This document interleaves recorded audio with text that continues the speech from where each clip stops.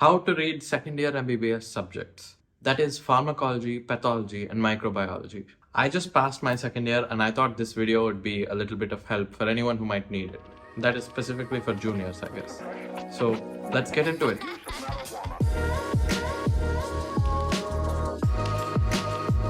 So hi everyone, I hope you're all doing well. My name is Murari and I'm a third year MBBS student.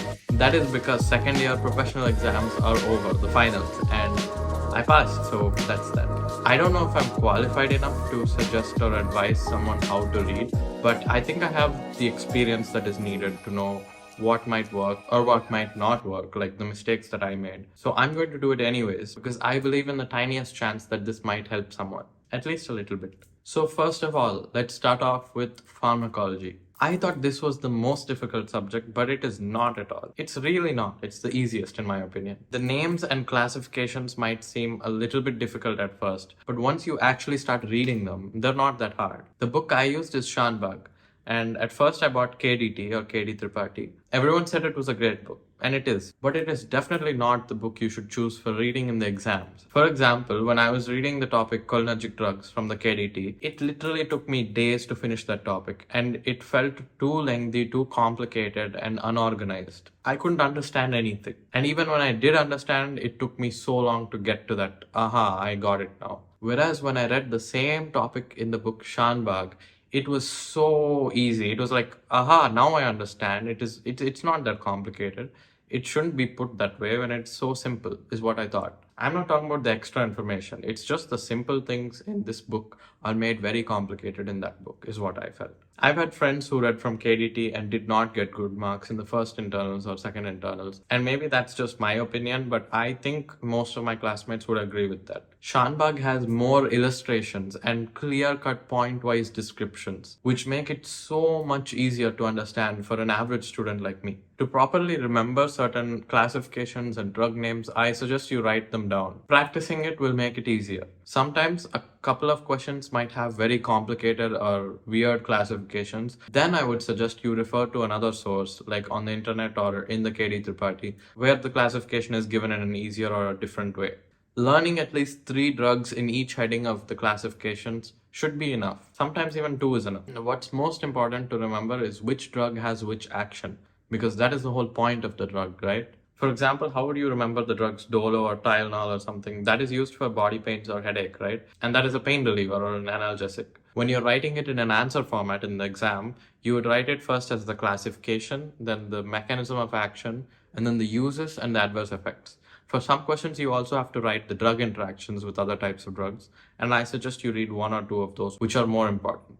In the end, chemotherapy is the biggest chapter that's there, and I suggest you start reading that as soon as they start telling it. Try to read all of the topics and drugs in that, and you will be good. Again, pharmacology should be the easiest subject and the most simplest. It was for me at least. Next, pathology. This was my favorite subject, and it is also the most interesting for me. At the same time, people say that is the most difficult. When it comes to how difficult it is, I have mixed feelings. At first, I thought it was very easy, but then later on, I thought it got very difficult. But I feel like that is how it is. Some topics were easy and then some were very difficult. I at first used the book Robbins until my first internal exams. The book is very nice, and I think I'll still use it even now or in the future for any reference to any pathological concepts that might be related to future subjects. But the problem with it is that it is not a good book for an exam point of view. It has so much extra information in the sense of mainly what is the extra information is gene abbreviations and like chromosome numbers and defects and a lot of things like that, which are not that important for us in second year. I think Robbins would be more useful in PG than in UG right now. That is all okay, but the point where I had to leave the book was when I realized that gangrene is not even given in this book, like as 2 separate topics. When gangrene is an important question and it's given for 5 marks or whatever, it should be in the book, right? So since it's not, it's for PGs, I guess. It assumes you already know what the types of gangrene are or something. So I decided to shift to Harsh Mohan. Harsh Mohan felt so much better and so much more organized, and it had everything in it. But it also still had so much extra stuff in it. And many times the writing was confusing and the grammar or English was also incorrect at times. The renal system in Harsh Mohan was a nightmare for me and I still don't get it. It is so confusing sometimes the way the textbook is phrased or the topics are given. All the topics don't follow a certain format in that book. It's like some things are just very confusing. But overall, the main problem I have with Harsh Mohan is the shininess of the pages. It is so infuriating and irritating how the pages shine under light. The pages shine so bright under the light, and it's hard to keep focused when you can't see what you're reading. A lot of my friends have shifted to Ramdas Nayak, and that is more of a question and answer type of book, which makes it even easier than Harsh Mohan apparently.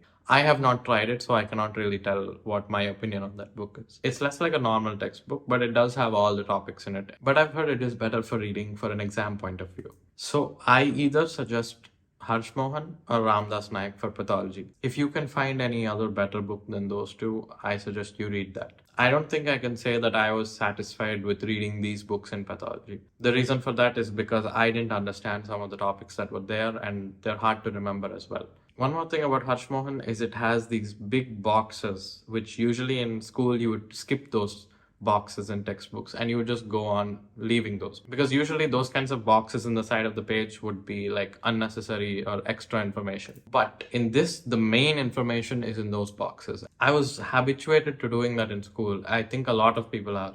Literally in these textbooks, that is where the important information lies. That is the main question that you have to read. You cannot go to the exam and not read those. And I felt a lot of topics don't have any consistent pattern in Harsh Mohan, like a textbook pattern. So that is why I did not like that book. But I just stuck with Harsh Mohan till the very end and the final exam, because I didn't think that I could switch to Ramdas Nayak without being all confused, and it would be very complicated, I thought. And I thought I might unlearn what I learned. And the way to read is to read regularly.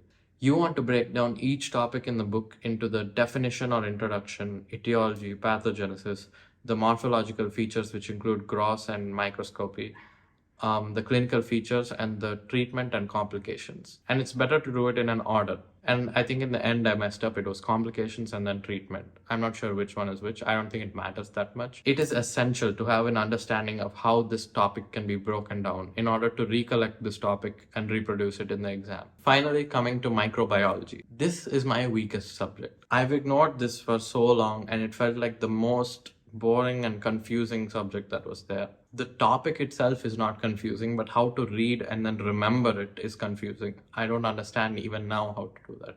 I don't know, but it just feels like such a dry subject. I've had the hardest time listening to it in class. No matter how hard I tried, I just could not focus. The book that everyone used, including me, as far as I know, was Apurva Shastri. Only that one option. It's good, and the pages are nice. Unlike Harsh Mohan, they're not shiny. The questions are oriented in different ways again. So again, the only thing to do is read consistently. But to be honest, the first chapters are very important, and the whole subject basically kind of depends on those or refers to those. So that should be listened to carefully and studied in the beginning itself, so that later when you're reading new topics and the whole other part of the textbook, you can relate to these in the beginning. Like culture medias, which are described in the first chapters, can be seen later on in the textbook, so you can relate as you read.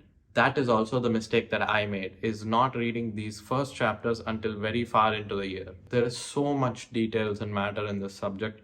I highly advise you do not write it down. Only if you want like a very quick revision kind of thing with just like the headings or specific points that are related to that question, then I suggest you can utilize something like that. You will not have the time, especially in the end, to write down every single part of the book. It is much better to just read and underline as you go the important points or whatever, and then to reread that again and again as many times as possible until it's in your head. At least the important questions and the important points in them. I tried writing, but it felt like if I kept attempting to write till the very end, I wouldn't have even passed the exam, because I wouldn't have read all the important questions also, because I would not have had enough time. Even these questions, while you're reading, you should break them down into different parts. The unnecessary parts shouldn't be read, like the epidemiologies, for example, unless you want to. But for me, it felt like a waste of time. And my friends even scolded me, why are you reading this when they won't even ask it in the exam? So it's better to find out what to read first and how to read, and then start reading. The way it should be broken down is, first you should write the introduction,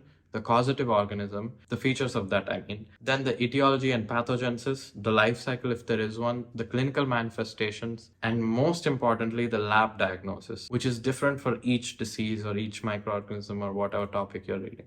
and finally the complications, and then the treatment and prevention. So in conclusion, that is how I would suggest you read these 3 subjects.